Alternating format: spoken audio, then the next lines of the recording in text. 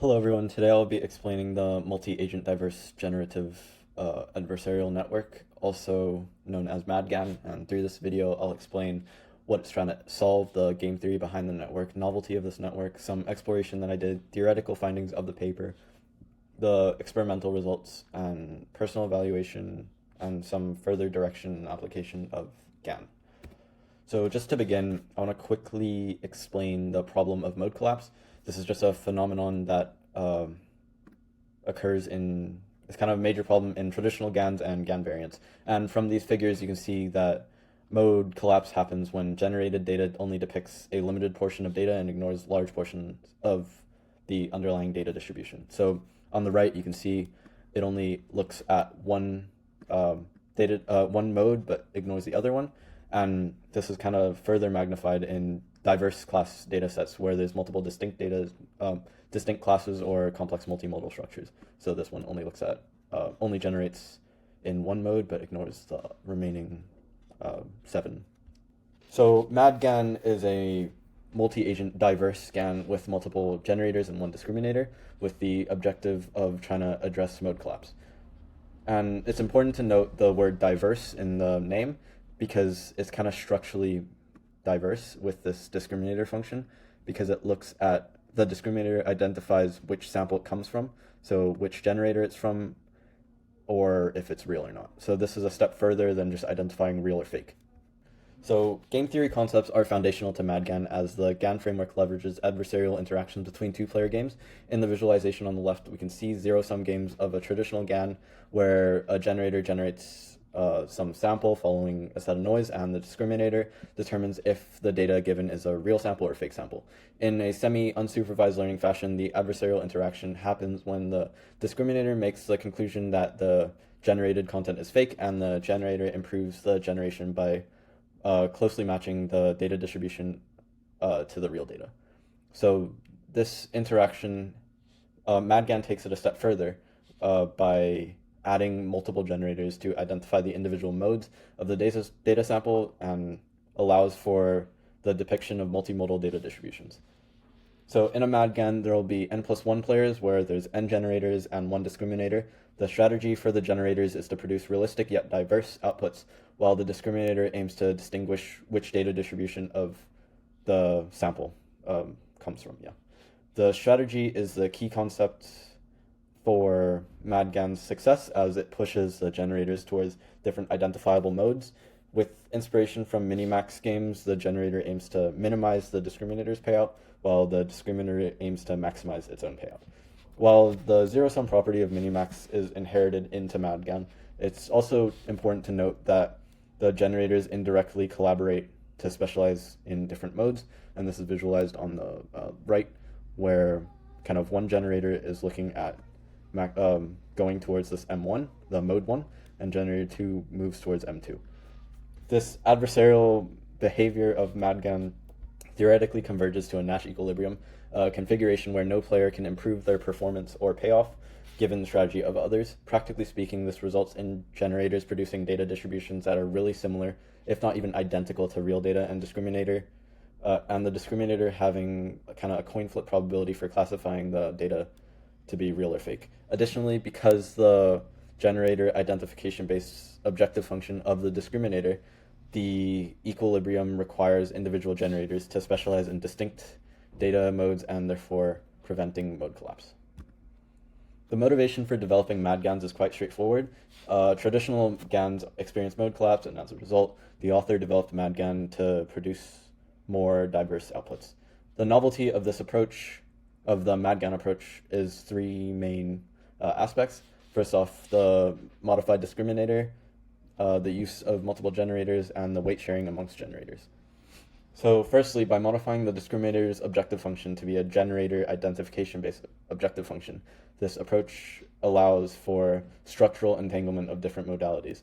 And second of all, multiple generators will converge to different modes due to, like I said, the modified discriminator objective function, and prevents mode collapse. And then just finally, by allowing generators to have tied weights and parameters, these redundant computation of low frequency structures are minimized in cases that are homogeneous. So like the data is homogeneous, which avoids recalculating similar features or even overlapping features. But on the other hand, by not sharing generators like the generator parameters, it allows for MADGAN to be successful in heterogeneous data sets with widely different features. So for my hands-on exploration, I looked at recreating the paper's experiment with 5 generators trained on one-dimensional Gaussian multimodal data set with 5 modes and 5 standard deviations. And this data set, I generated 200,000 training samples with 2 to the power of 16 data points collected after, as you can see, 198,000 iterations. The orange bars here show the normalized estimate of the training data density, and the blue bars are the generated data points.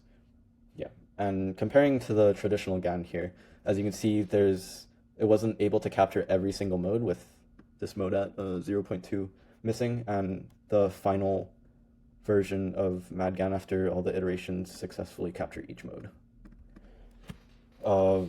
Through kind of hands-on experimentation, I was able to understand that the MADGAN compared to traditional GAN is able to capture the variety of samples, and alternatively, by alternating between discriminator and generator, the learning process is balanced, preventing one component from overpowering the other.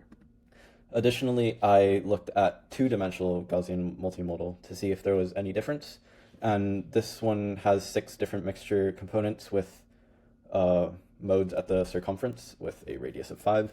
And again, from the results, the generators for MADGAN were able to identify unique unique modes. Output, we're able to see the kind of modes, the different modes, yeah. So similar to traditional GANs, the modified architecture of a MADGAN consists of a generator taking in noise distribution as input and the discriminator trained in a adversarial manner. However, the most obvious difference would be the multi-generator, or the multiple generators which share parameters, and the discriminator having a different objective function. The combination between the architecture and the objective functions allow the authors to give a theoretical convergence guarantee based on the optimal solution aligning with minimizing the KL divergence objective function in standard GANs. So unlike traditional GANs, the objective function of the discriminator is to identify which data distribution the sample originates from, whether it be the generators or the real data. So if it was the generators, it'd be in this, like these rows of the vector. If it's real, it'll be in the final row. So to embed this understanding, the author proposed generator function D, which calculates the probability of the sample in each distribution class through a soft max function. So it takes in data and kind of spits out probabilities. So after that, after that, the information of samples of the actual distribution class is embedded in a vector through a Dirac delta distribution where delta I equals 1 if the data is in the actual distribution class. So this is better visualized in this example where we have a MADGAN with 5 generators, and the generator D4 created the generated sample. So then that returns this vector. So subsequently, the discriminator can be optimized by maximizing the expected value over the set of both real data sets and generated samples over the negative cross entropy of the actual distribution and the probability for each data distribution. On the other hand, the objective function for the generators are nearly identical to traditional GANs, with the exception that each generator in MADGAN has different parameters. So as you can see here. So in the paper, the author compared MADGAN with other GAN variants across different situations to kind of see how they compare. And in order for a more holistic evaluation, the author collected both quantitative and qualitative results. For the quantitative results, the author looked at various GANs compared to MADGAN in kind of data sets for one-dimensional GMM, as discussed before, stacked minced and composite minced. So for qualitative results, the author compared image-to-image translation, diverse class generation, and diverse face generation. So for 1D GMM with 200,000 training data and 2 to the power of 16 data points collected for each model after 198,000 iterations, the MAD-GAN architecture was significantly outperforming all the GAN variants, and with only InfoGAN coming close. But it's also important to note that the authors varied the dimensions of the categoric value for InfoGAN to reflect the number of modes to give InfoGAN the best chance through cross-validated results. And even adjusting that hyperparameter, InfoGAN comes close to by capturing all 5 modes, but kind of falls short in terms of the KL convergence, as you can see right here. So for StackMinst, it's basically a synthetic data set from the MINST data set where they stacked 3 different random handwritten digits with 1,000 explicit modes and 25,600 samples, and MADGAN was able to outperform all the other GANs again with the ability to capture all 89% of the mode. And then the authors took the compositional MINST data set from a paper evaluating mode regularized GANs, where they created 3-digit handwritten numbers randomly chosen from the MINST dataset, which resulted in 1,000 hand-designed modes. And this experiment resulted in MADGAN, WGAN, and unrolled GAN recovering all 1,000 modes. But the distribution generated by MADGAN was still the closest to the true distribution when comparing KL divergence. So in the qualitative experiments, the common theme that presented was the consistent diverse results that MADGAN was able to provide.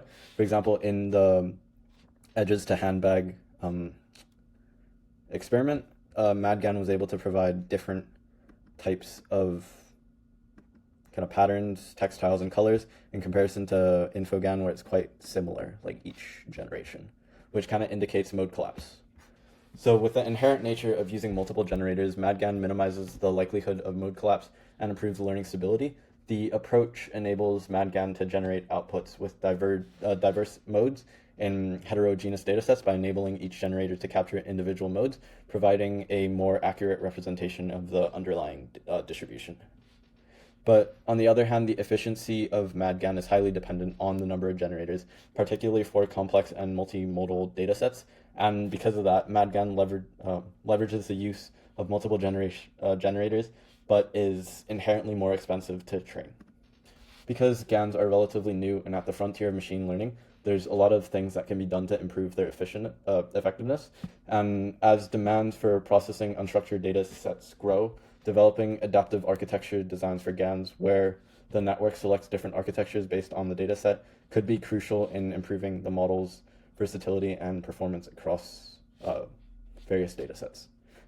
Consistent with this idea, there's also potential in building on concepts of shared weights or parameters, creating sort of strategies amongst generators to balance diversity, but with computational efficiency.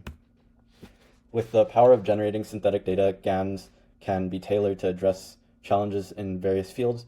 For example, in healthcare, GAN can enhance the diagnostics based on synthetic medical image generation to augment training data sets.